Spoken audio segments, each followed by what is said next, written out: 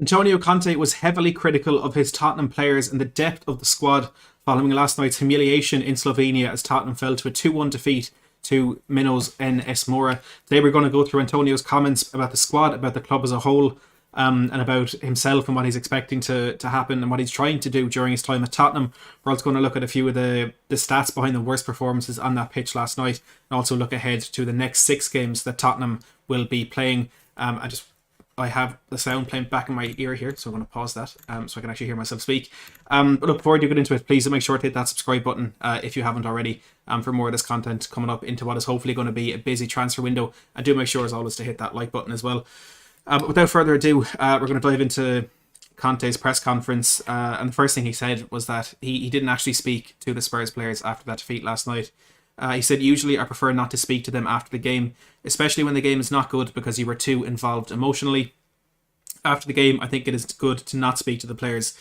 We will do it tomorrow." Then on the game, he said, "It's a bad loss. I'm not satisfied with what happened. This is the second time in a row we have finished the game with 10. It was the same against Vitesse. It was the same, talking about Sessegnon and Christian Romero's red cards. He said, we risked not winning against Vitesse, and today it happened again."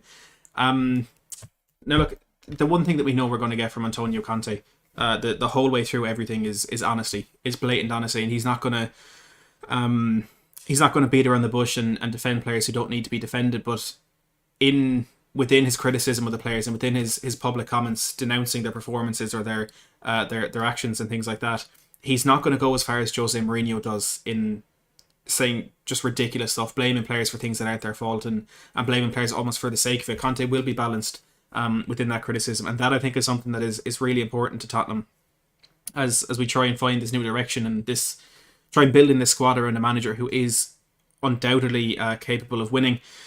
He said, "I think this team is very young, but at the same time, we have to work and improve because the details move the final result. I did not like what happened tonight, the performance. I must be honest and tell you that after 3.5 weeks, I am starting to understand the situation. I can tell you that the situation is not simple." And this is, I think, the most popular quote I suppose he had after the game last night. "It is not simple because in this moment, for sure, the level of Tottenham is not so high. There's an important gap to the top teams in England. Of course, we must not be scared. I am here to work, here to improve the situation. I know we have to work hard, but we have also to improve the quality of the situation if we want to be competitive." And look, Conte knew he was coming into a difficult job at Tottenham. Anyone with the slightest knowledge of football knows just how bad things are at Tottenham. I think maybe what he is learning, and with those comments, he's finding out that behind the scenes things are a little bit different. And we'll go into some more comments a little later on where he talks about the fact that he thinks the fight is there in some players, but it's just not enough. And that what we've been seeing and perhaps thinking is a case of players not really having the passion, not really having the desire, and struggling as a result of that, may not be just how severe the situation is, because the quality just may not be there. It may just be as simple as that. The Tottenham players are not good enough. And I know a lot of people would have said they argued that in the past, but a lot of us did have, it may have been ill-advised faith that a bit of passion and actually playing for the badge would have turned the situation around for some of those players. Maybe Conte had the same feeling. And you look at even back to when Jose Mourinho came into Tottenham, he said it, it's such a good squad and he's so happy to inherit such a good squad. And he quickly realised as well that just simply wasn't the case, that the squad isn't as good as it looks on the outset, and isn't as good as it looks on paper. And third manager in a row, almost forgot about Nuno there, but third manager in a row is finding that out. He said, "I know that in this moment we need to have patience, time, and I'm here because I know there are problems to solve. After 3.5 weeks, I am happy to stay here, but at the same time, I must be honest and tell you we need to work a lot to improve the quality of the current squad. We are Tottenham, and Tottenham in this moment, there is an important gap." And look, you can take it as a positive there that he said he's happy to stay, and it's not immediately on his mind that he may want to leave the club. But the very fact that he's having to make that statement, is it 24 days it was after being appointed manager of Tottenham, he has to emphasise that he's happy to stay, I think shows where his mind is at, in that may be creeping in a little bit. And I said it last night, I don't think he's going to walk. He's, aside from the fact that he wouldn't give up on something that easily, you can't imagine something like that happening in football, that a manager would quit and give up on a project like this within 3.5 weeks. But he's already realising how bad this is. I'm happy to stay here, but at the same time, I must be honest and tell you we need to improve. And he reiterates the gap between Tottenham and the top teams in England, and that the reason when Conte took over, and the reason now that I still think Tottenham are not going to get top four, is because of that gap. And you look at United bringing in Rangnick, West Ham playing really well at the moment. Leicester, at any moment they can turn it around with the quality they have.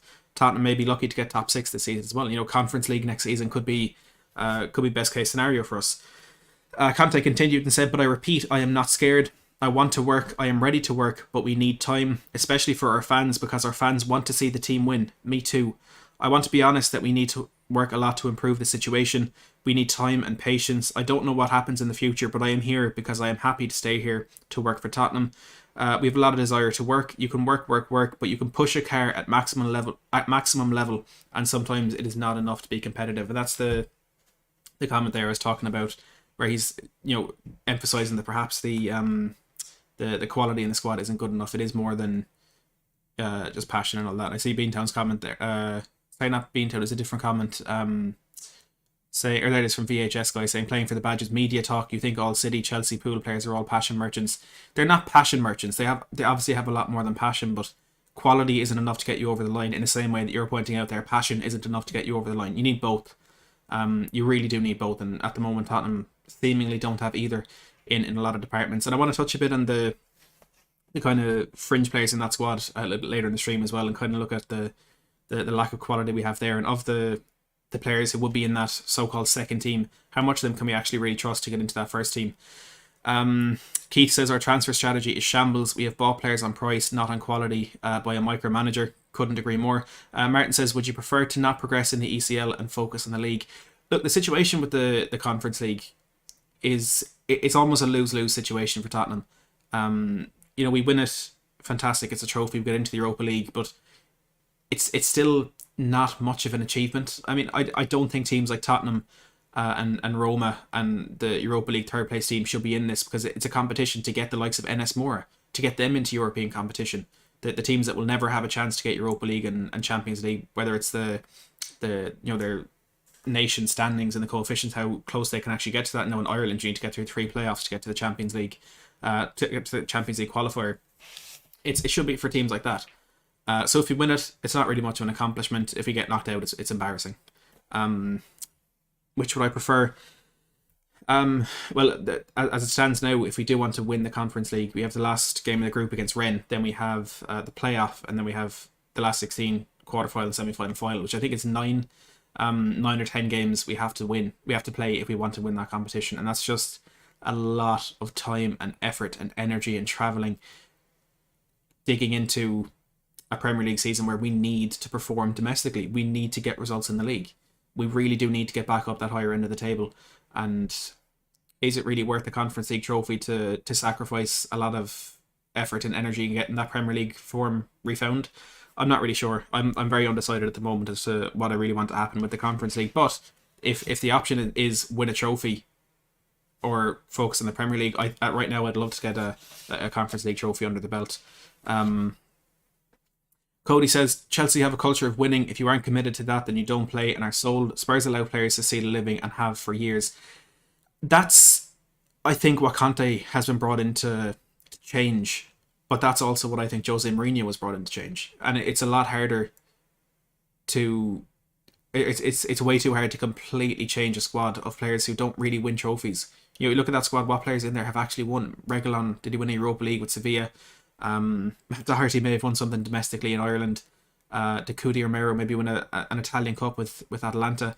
There's not really much domestic or success at club level there in any of those players, and once you win that first trophy, I do believe that the second, third and fourth will probably follow faster than you got that first one, because once you get that taste for a trophy, we've even seen it with Leicester when they won that Premier League. They've since won a Community Shield and FA Cup, and that's what Tottenham want. That's where Tottenham want to be in this first step of getting back to the level of club we want to be. But yeah, that culture in Chelsea is what we need at Tottenham, and it does hurt to say that.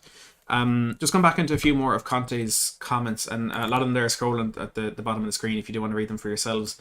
I'm going to just run through those ones now.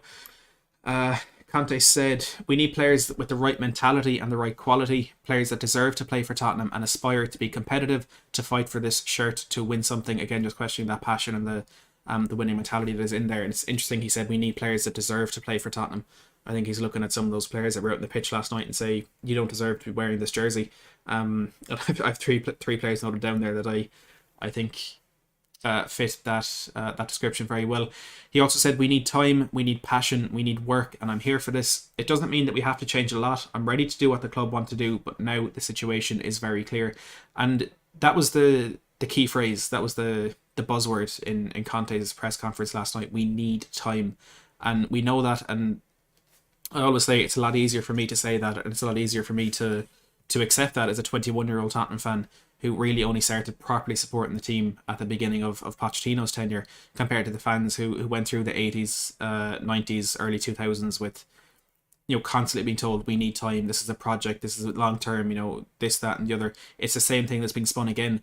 But I don't think we've been in a situation like this where we've had two men working at our football club that really can do anything in football. The sky seems to be the limit for the two of them. Of course, Paratici and Conte. I'm not talking about Hitchin and Levy.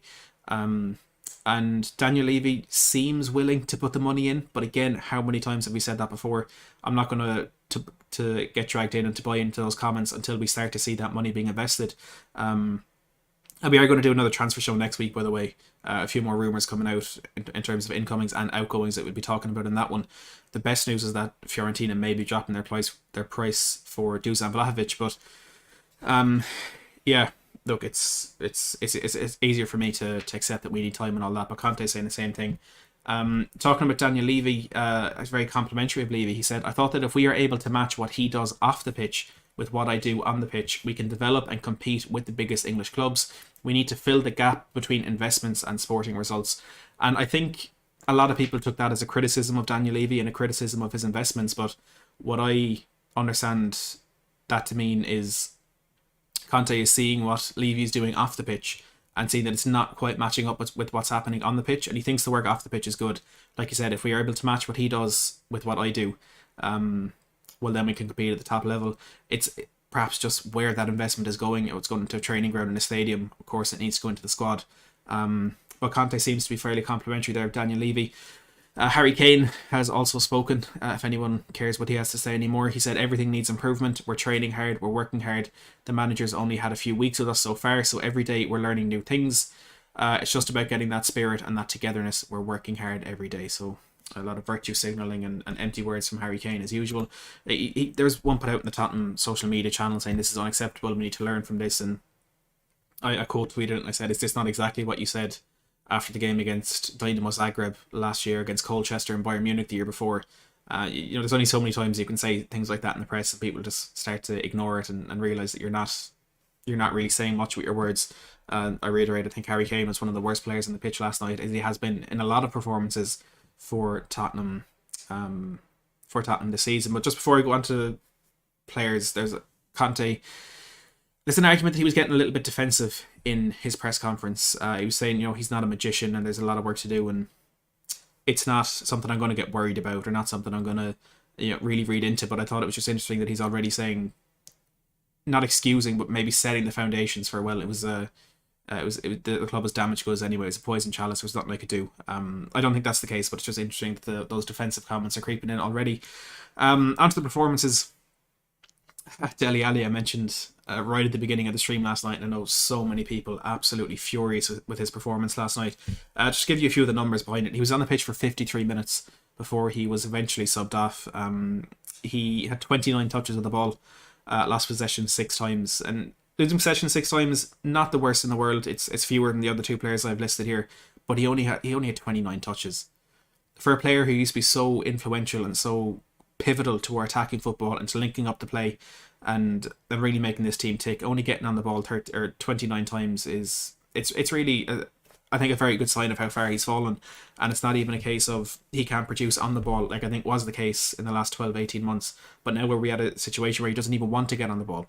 And I made the point about Lucas in the second half when he came on, that he seemed to be picking up positions in between the lines where the ball wasn't really going to get to him. Like, he always seemed to be standing behind a Mura midfielder, so that passing lane wasn't open.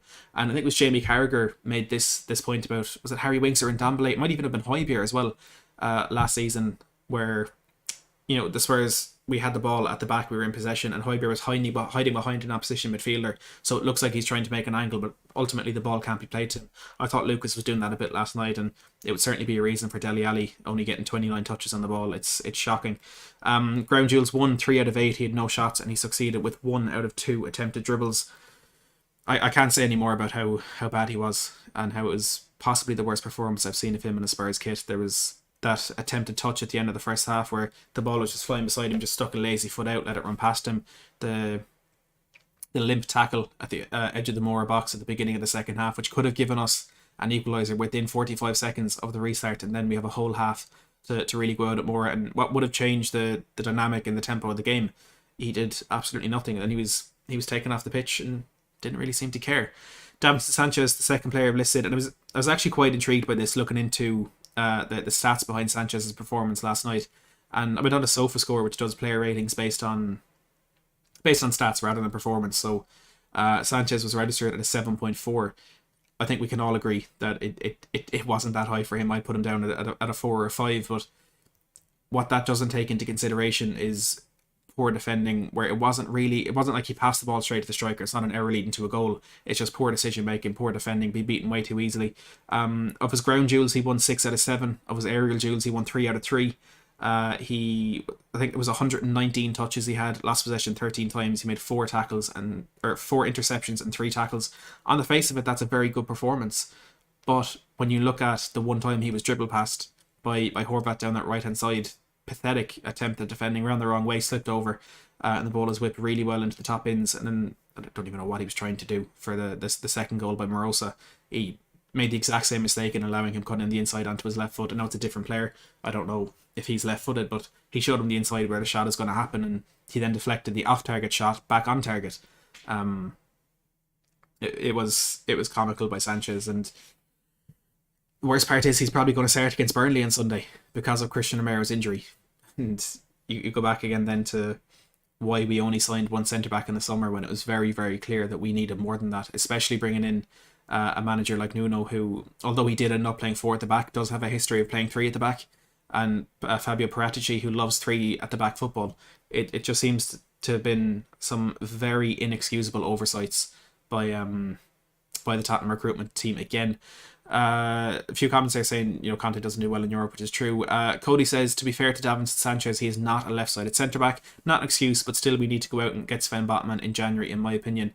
He's not a left-sided centre-back, and immediately what he's used to doing is reversed. And I was kind of thinking about this, and I don't know if it was me trying to make some sort of sense in my head about how bad he actually was in those 2 situations, but when he usually plays on his right-hand side, when he's facing up an attacker like that, he shows them to his right. But then when he's on the left, he's supposed to show them to his left. And I was thinking maybe out of habit, he just shaped his body in a certain way that he can allow him what would have been down the line to him usually, but also onto his stronger foot so he can defend. He can lunge in with a tackle if he needs to.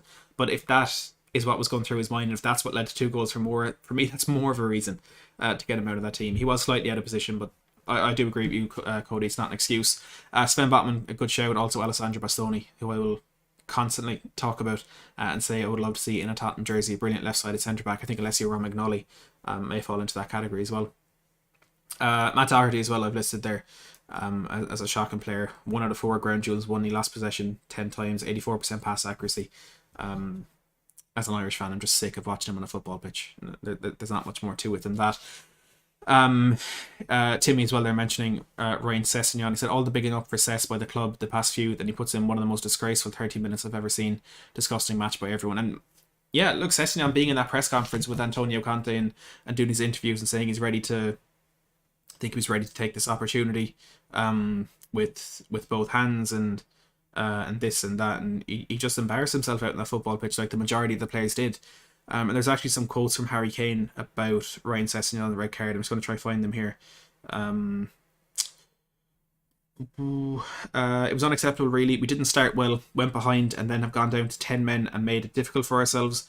In the second half, we showed some fight and spirit and got ourselves back into the game. And if anyone looked like scoring, it was going to be us. But an immature mistake at the end to concede a goal when we had all the play. It is unacceptable, a tough match for us. We just have to learn from it. Let's try to get this quote on Sessegnon. I don't know if it's here in full. Oh, here we go. He's young and has not had too many European games. The refs are different. The atmosphere is different. Crazy excuse. He is devastated, but he is a young kid and will learn from it for sure. It is about getting around each other and helping each other. He has been working very hard. He'll bounce back and will be available for us. And I'm sure the next time he gets on the pitch, he will do everything to help us. That's Harry Kane on Ryan Sessegnon's red card last night. It's weird for him to say that other referees are different. That's an excuse. Two very poor challenges that deserved to be sent off. Just as I mentioned, looking a bit at the fringe players in the squad, just going moving up the pitch, we've backup goalkeeper in Pierluigi Golini. I think he was unfairly criticised for both goals last night. And look, I love Golini. I thought a lot of the work he did for, say, the Romero signing over the summer and being in the announcement video and stuff like that, I immediately fell in love with him as a player. Hasn't had much time in the pitch. He hasn't been great when he's been on the pitch. I'm not going to claim that. But I'm also not going to look at the 2 goals last night where one was whipped into the top corner and the other deflected over his head from 2-3 yards in front of him. I'm not going to say he should have saved either of those. People are saying, oh, he stood still, he didn't dive. He knows he's not going to reach those. You're not going to just throw yourself through the air for the heck of it because you think it might look better to fans sitting at home. You know, he's not going to save either of those goals, and I don't think he can be criticised in any way for that. But yeah, I think Golini's a decent backup goalkeeper. I think he's a better backup goalkeeper than Paulo Gazzaniga, to be honest. Defensively, our backup players are Matt Doherty, Japhet Tanganga. Or by the way, the starting 11 I'm taking here, I'm including Lloris, Emerson, Romero, Dyer, Davis, Reguilon, Højbjerg, Skip, Oren, Dembele, Lucas, Kane, and Son. So that's the 12 players it is, because I can't decide between Skip and Dembele that I'm counting as first team. But the defenders, Doherty, Tanganga, Rodon, Sanchez, and Sessegnon. How many of those can you really trust to play on Sunday against Burnley? One of them is going to have to play to replace Christian Romero. Which one of them can you trust to get in there? Tanganga and Rodon haven't had enough chances for me and aren't experienced enough to go into a Premier League game like that, especially up against the likes of Chris Wood and Ashley Barnes, who are physical and will bully you for 90 minutes. They can be taken off then in the last 10-15 minutes and bring on someone like Mate Vidra, who has a little bit more pace about him and is an entirely different proposition altogether. And I do think it will have to be one of them. Now, just thinking about it now, because of the physicality of that Burnley attack, if it's Davinson Sanchez, he gets bullied and thrown all over the place by Chris Wood. So I really hope we don't see him. But there's none of those 5 defenders there fill me with confidence to say that, yeah, they could do a job. They can't. And they proved that time and time again. In the middle of the park, Giovanni Lo Celso, Harry Winks and Dele Alli. I don't even have to speak about that. And then the 2 forwards in Brian Gill and Stephen Bergwijn. Let's start with Stephen Bergwijn. Decent player, but he just can't do it on a regular basis. He hasn't provided consistently for us. He's been in and out of the team for different reasons, and I know that it's always going to affect what he can produce when he does eventually get on the pitch. But it just feels like there's a bit of hope around him because there's another new manager coming in, so maybe this can be the manager to get the best out of him when 4 managers, I'd argue, and Jose Mason, Nuno, or 3 managers, Jose Mason and Nuno, couldn't get the best out of him. Brian Gill, I still have hope for. A very young player, very exciting talent. One that reports today that Barcelona may be trying to sign on loan. I don't know how true they are. I think they're coming from Mundo Deportivo out of Spain, but we'll talk about those a little bit more next week in that transfer show. He just needs to, just when he gets on the pitch, just keep going. It isn't happening for him. He missed that really bad chance last night when he did get in 1-on-1 and he slashed it high and wide.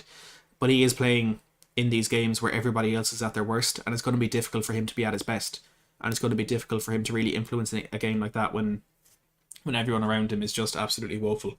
But I still have faith in Gill. I think there's a lot more to come from him, and I hope he proves me right, to be honest.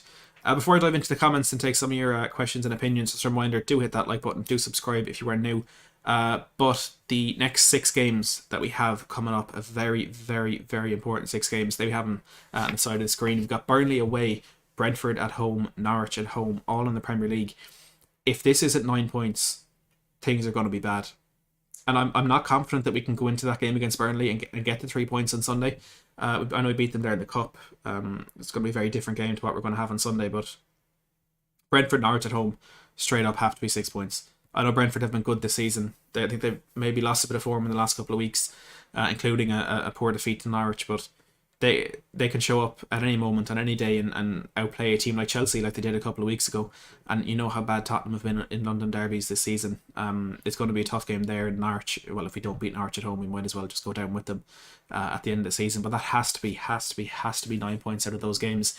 Then we have Rennes at home in the Conference League, a game that we need to win. I know we can say that Vitesse's game against Mura isn't a concrete victory, because we would have thought it was for us last night as well. But you would expect Vitesse to come out of that with 3 points against Mura. We then need to beat Rennes if we want to get out of this group. And getting out of this group, of course, does involve that playoff to get into the last 16. And then our league games after that: Brighton away, Leicester away, 2 tough fixtures. 2 teams who have beaten us in these fixtures in recent years and could do it again. It's not a good time to be a Spurs fan.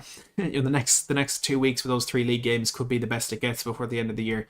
But it's important that we do get those results, even if we're not playing very well. If we can win the games like we did against Leeds on Sunday, that's something to build on, and somewhere to go from.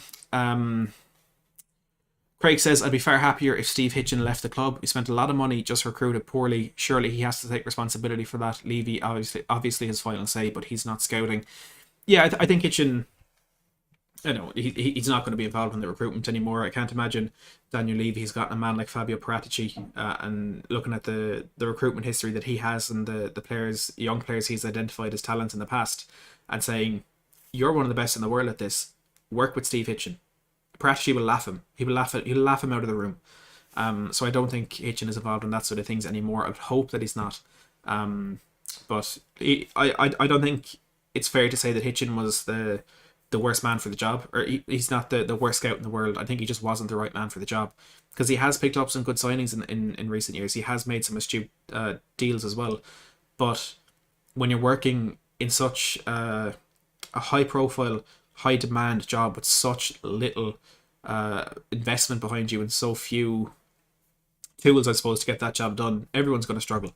And I think Hitchen has perhaps just been a victim of just how tight things have been on the board for Tottenham in the last couple of years. Anaf says he should not have taken Dele out. Lad doesn't have confidence anymore. He doesn't have confidence because he knows how bad he is. Ali should have been taken off 30 minutes into that game.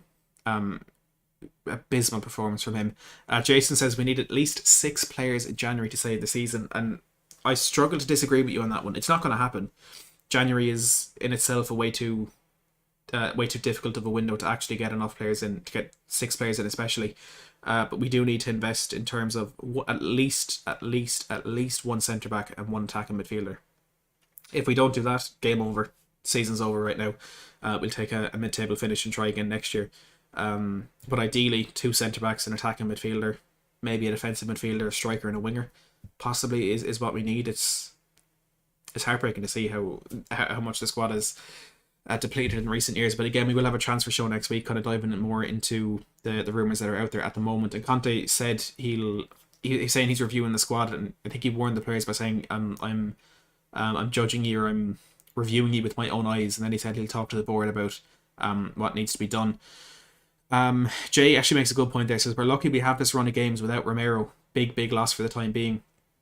If we were missing these players and we had like City, Liverpool, Chelsea coming up, well, God, that would be a very interesting situation. But yeah, no, good point from Jay that at least it's these 3 games: Burnley, Brentford, and Norwich, while we're missing our main man at the back. GK says we need proven players, mature players who have done it and know what it takes, with good work ethics, 28 to 31 years old. And I think there has been some talk that is the kind of centre back that Conte and Paratici are looking for. Kind of 30-year-old, has knows what it's about, still has a bit of athletic ability about him, but knows what he's doing basically. Cody says, Matt, who are your top 3 players that need to be sold in January?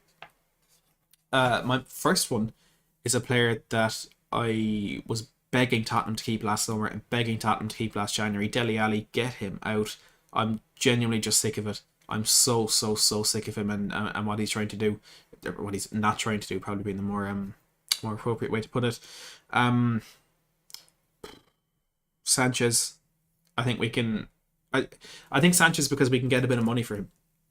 As bad as he is defensively, he has a lot of pace, which is a very, very marketable trait for a centre back to have, and I think that could get us a nice bit of money if we want to send him off to Italy or Spain.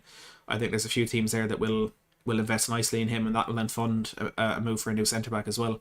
And maybe Lo Celso, because if we sell Ali and Winks, we have to bring in 2 English players because of the homegrown quota, which I don't think is a path that Conte wants to go down.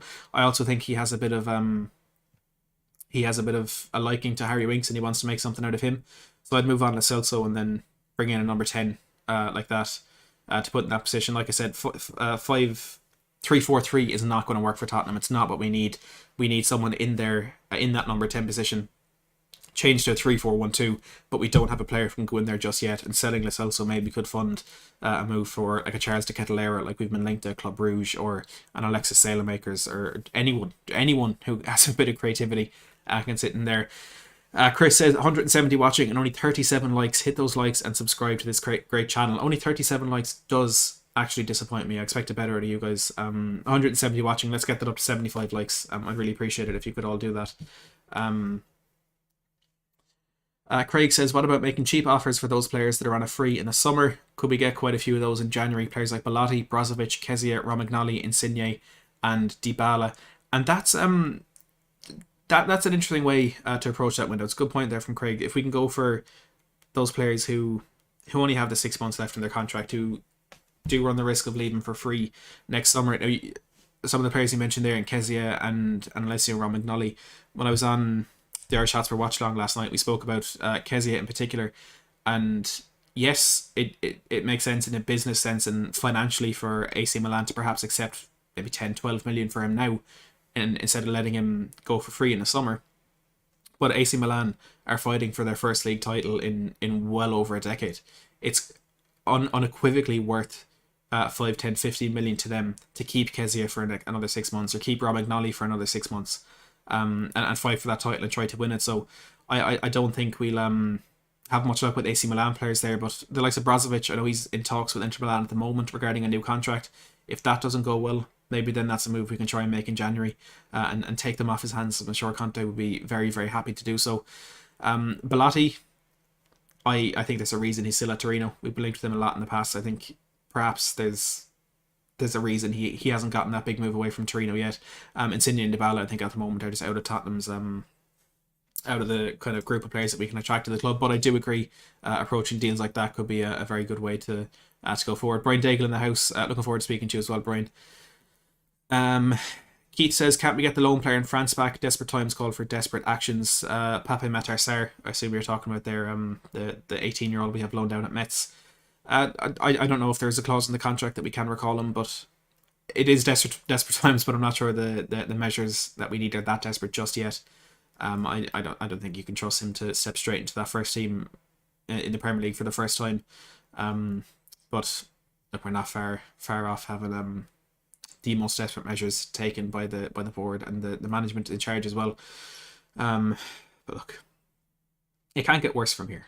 That's what I'll say. It can't get worse in terms of recruitment, performance, effort, desire, and the mood around the fan base. It can't get worse than this. So hopefully it does get better. And if it does get better, I can guarantee you the main channel you want to be watching and the main channel you want to be subscribed to is this one right here. Because when things are going well, we get very carried away and very excited, and it's very fun to be a part of. So do make sure to hit that subscribe button if you haven't already.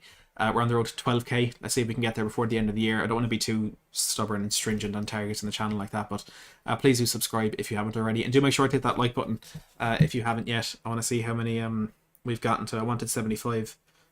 We are up at 70, so only 5 more of you need to hit that like button. I know there's definitely 5 there who haven't, so please do hit that like button and we get that up to 75. But for now, I think we'll be back tomorrow evening with a preview for Burnley against Tottenham. We won't be doing anything on Sunday because I'm working all day. I won't get to watch the game, so there's no point in doing a review on Sunday evening. But we'll be doing something as well, probably a transfer show on Monday or Tuesday. So do make sure to tune into those. I can guarantee you will enjoy them. We'll have some good guests on those as well. Like I said, subscribe, hit that like button. But for now, as always, thank you so much for watching.